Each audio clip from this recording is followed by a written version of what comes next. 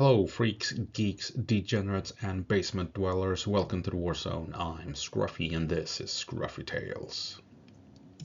And this is going to be a short one. Just gonna take a quick look at. Well, we're gonna take a look at Huliaipole for just a minute, but then we're gonna take a look at what might be the next big battle, the big battle of 2026, maybe 2027. You never know, but maybe Dobropillia, this big town that is just behind Pokrovsk and Mirnorad. So let's get into it. But before we move on to maps and stuff like that, I want to highlight this, as always, Apotea, a Swedish pharmacy company that provides Ukraine with so far 1,000 trauma kit bags designed for frontline use, distributed to frontline combat medics in Ukraine, packed with stuff that they really need. This is high quality stuff. This actually saves lives on the front line. So if you want to help out saving the lives of Ukrainian troops, this is an excellent choice. If you're from Sweden, just head on over to Apotea, link down below, and you can donate 20 in Swedish. Du kan fan donera 20 spänn, en 100-lapp eller någonting. Hoppa över fikat en helg liksom, för fan. Och så hjälper ni till med de här väskorna. Det här räddar liv till 100%. Så sprid vidare på jobbet till kollegor, familj, vänner, överallt liksom. Det krävs inte mycket och ni hjälper till att rädda liv i Ukraina.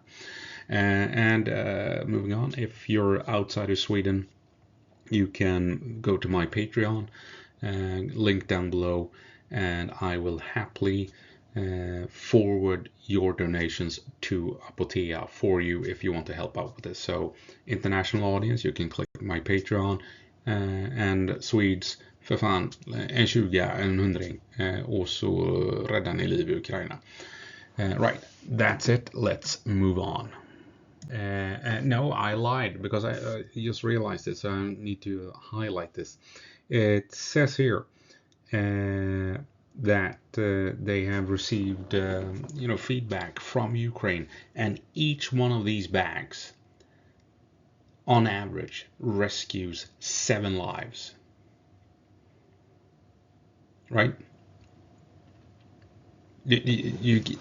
So each one of these bags rescues on average 7 lives, and they have provided Ukraine with 1,000 of these trauma kit bags.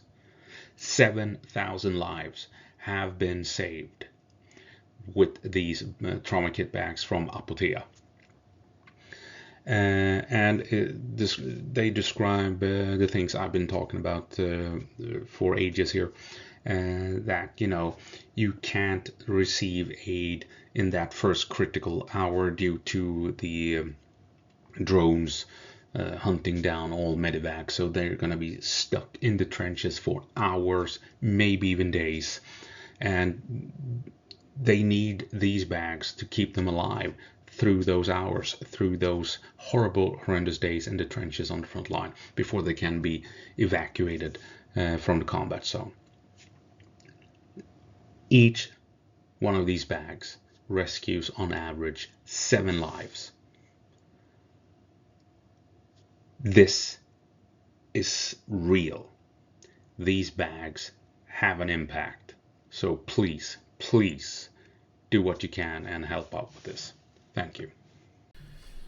Right, first off, what we're gonna be taking a quick look at is the situation down here at Huliaipole. We can zoom in. You can see it's a bit touch and go here. The Russians are trying to push in. The Ukrainians are offering resistance. Ukraine has cleared some territory outside of the town here. But if we take a look at this one, this is Andrew Perpetua's map, by the way. And here you can see how the Russians are trying to push up to the river, haven't quite gotten there yet. And as you can see, they kind of need Huliaipole here in order to bypass the river and be able to operate to the west of it. Otherwise, they will more than likely be stuck on this obstacle for some time. So they need to unlock this area here at Huliaipole to be able to operate and threaten the western side of the river from the south. So, but it's slow going. I mean, I haven't done videos in a long time, and we're still not past Huliaipole at the moment, so it's holding on. It's holding out. It's a obstacle for the Russians, and they haven't managed to push up to the rivers here, like we've been talking about. Something that they need to do to be able to obviously push on towards Zaporizhia over here. Now we're moving up to the big battle of 2026 after Pokrovsk, and I think it's going to be Dobropillia. Let's jump on over here. So as we can see here, the Russians, they haven't still taken all of Pokrovsk, they haven't still taken all of Mirnorad. There's still territory left for them to control. Ukraine is still operating here and contesting. Ukraine has pushed back into Rodinsk, and the Russians are trying to push back in and what have you. So this will, with a little bit of luck, hold on throughout January, like we said in December, maybe even into February, a week or two maybe, we'll see. But you know, it seems as if Ukraine can hold territory here for a couple of weeks longer, hopefully.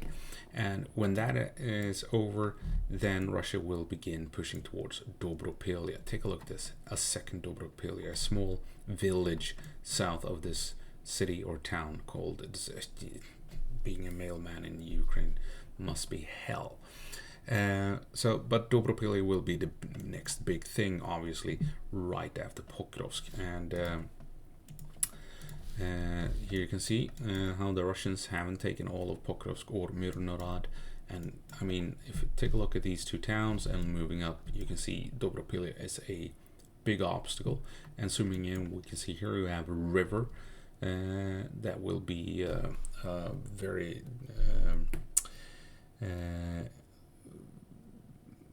potent defensive line in the northern part of town. So the Russians are going to have to fight their way through here, and then they're going to have to deal with this river. And on top of that, north of this river, we have the Syrsky line. It comes through here, and the not Chasiv, what's it called? Kucherev Yar, was it? Yeah, Kucherev Yar. This is where the Russians pushed up during the Bunny Years operation. This is the Syrsky line, and it comes in north of Dobropillia before coming down towards Mezhova over here. Yeah, so this is a massive obstacle for the Russians, with the Syrsky line coming in here just north of the river. So you have the Syrsky line on the high ground, up on the hills, and then moving into the valley, you have the river, and then you have Dobropillia. And the Russians can't really move around to cut off logistics here at Dobropillia, since you have the river, you have the Syrsky line. Logistics into town will not be severed or cut in the same way that the Russians have managed to do, pull it off here at Mirnorad and Pokrovsk. It's not going to be on that same level, this is going to be a more than likely a far more difficult objective than Pokrovsk and Mirnorad. And Russia spent a year outside of these two towns, and they haven't yet managed to secure the entirety of them. And the thing is, between Mirnorad and Pokrovsk and Dobropillia, in this area here, you have massive amounts of fortifications built to defend the flanks of these two towns and defend the logistics leading into towns. Primarily along this river here and Hrishne, and along the railroad tracks here. You can quite clearly see how the Russians are struggling with the railroad tracks, right? This area here, this wedge-shaped area between the river and Dobropillia going down to Pokrovsk, is a huge fortified area that the Russians are now, once they push through here in a month or two, will have to try and push through here and this fortified area before they can reach Dobropillia, and then it will probably be even worse than Pokrovsk. There's a big possibility here that Dobropillia will be far worse than Pokrovsk and Mirnorad, since the Russians can't move in on the flanks to the same degree as they did here, and threatening the flanks and trying to come in behind and surrounding the towns and what have you. since you do have the high ground. You have the Syrska line, you have the river, and of course all the fortifications surrounding Dobropillia. This will more than likely be an extremely tough objective for the Russians to secure in 2026. And here we go. So we've done this before, so we're gonna do it again. I'm gonna do some drawings. So what we do have is, let's use blue here. Dobropillia up here, you can see the river here. This is deep state, and down here you have Pokrovsk, and here you have Myrnorad, Rodynske, and somewhere up here you have Shakov even. But the thing is, between, whoops, wrong one, that one. This, again, I never learn.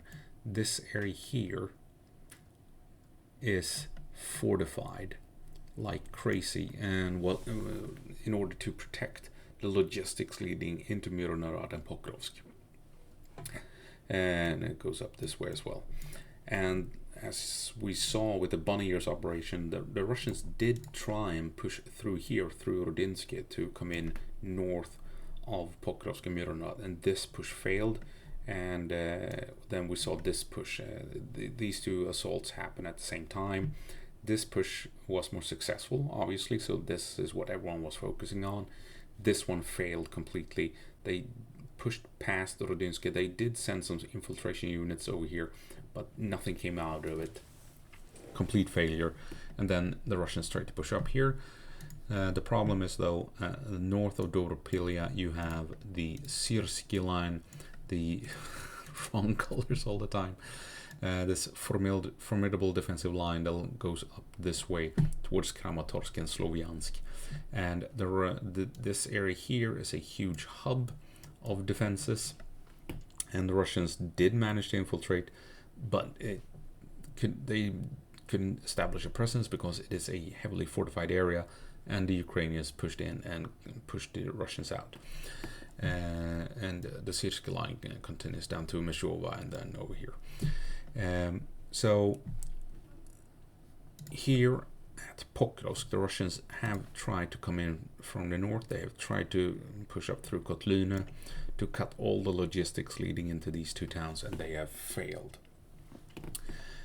And as you can imagine, it's not going to be easy for them to cut the logistics leading into Dobropillia, considering that you do have the Syrska line, you have the river.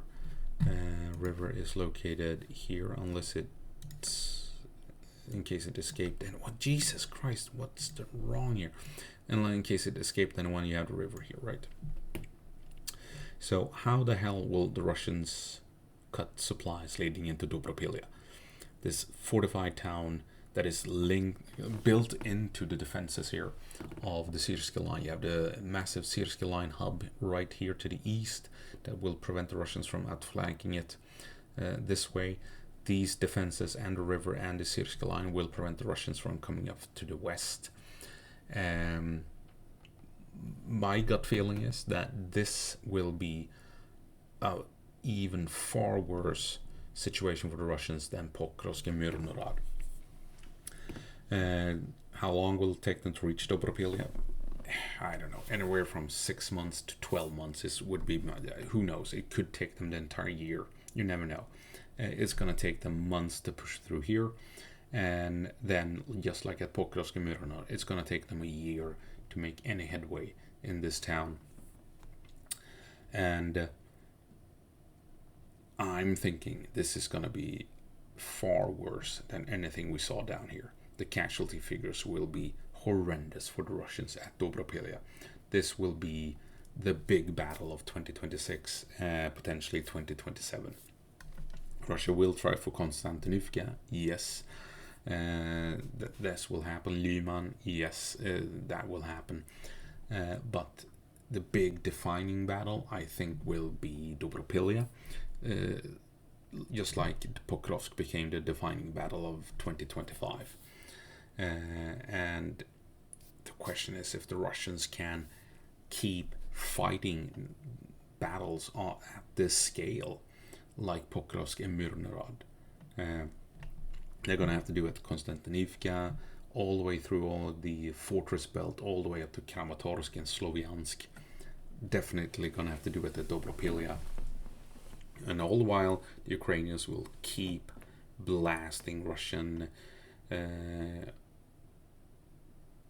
oil refineries and petrochemical plants and what have you, and demolishing Russian economy.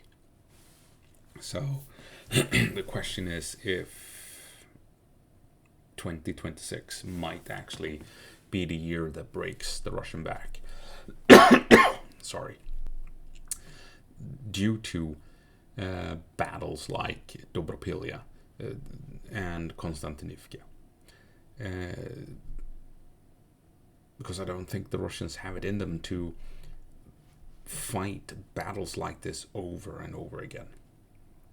So, but we'll see. But I do think that Dobropillia will be one of the big battles, if not the big battle of 2026. The Russians are going to spend 6 to 8 months pushing up here, and then they are going to have to spend a year at Dobropillia, just like they did here at Pokrovsk, would be my guess. They might shift focus to Konstantinivka, but I mean, pushing into the fortress belt. I mean, it's suicide, isn't it? Right, that's gonna have to be it. I hope you found it interesting. I hope I'll see you in the next one. As always, go på marsch, Ukraine, and give them hell.